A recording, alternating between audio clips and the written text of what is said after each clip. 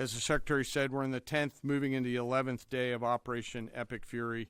The Joint Force remains focused on three military objectives: continue to destroy Iranian ballistic missiles and drone capability in order to prevent attacks on the U.S. and others throughout the region. And this means attacking launch sites, command and control nodes, stockpiles before they can threaten our personnel, our facilities, and our partners.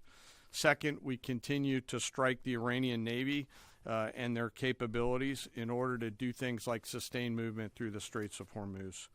And third, we continue to start working on and going deeper into Iran's military and industrial base in order to prevent the regime from being able to attack Americans, our interests, and our partners for years to come and project power outside their borders.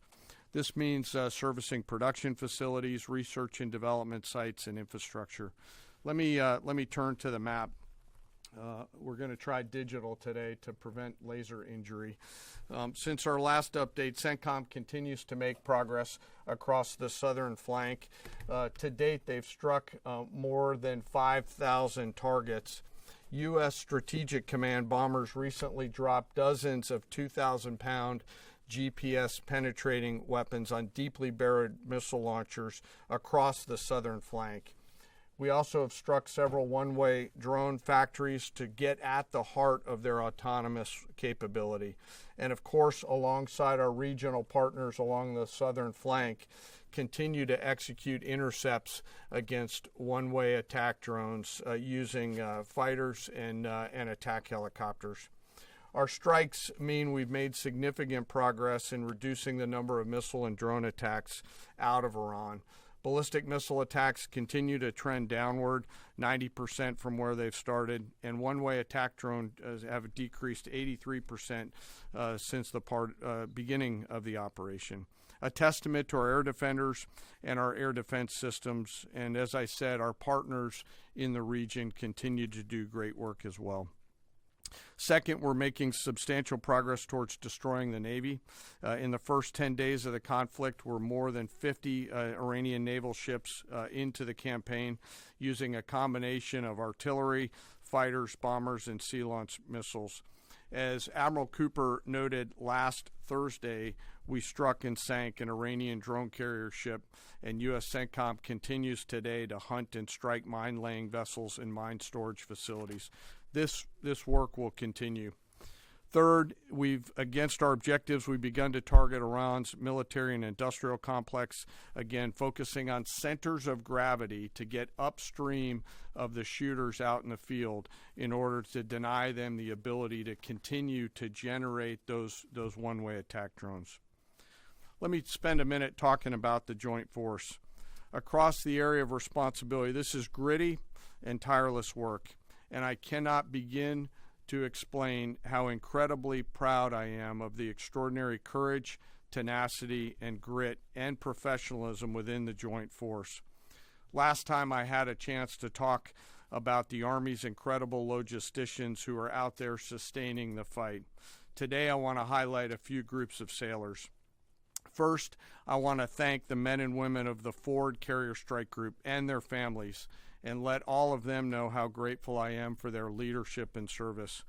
The crews on board this strike group have already been endured months at sea only to get their deployment extended. These exceptional Americans, rogered up, all supported by their families, continue to stand the watch, taking the fight to the enemy over and over again, night after night. Aboard ships like the USS Ford and the Abraham Lincoln are a special group of sailors I want to highlight today. These are the men and women, the sailors up on the roof running operations on the flight deck. With an average age of the early 20s, these are the unsung heroes of naval aviation. These young sailors, known for wearing yellow shirts, are in charge of the catapults, taxiing jets around on the flight deck, shooting jets off the front end, and recovering jets off the back end.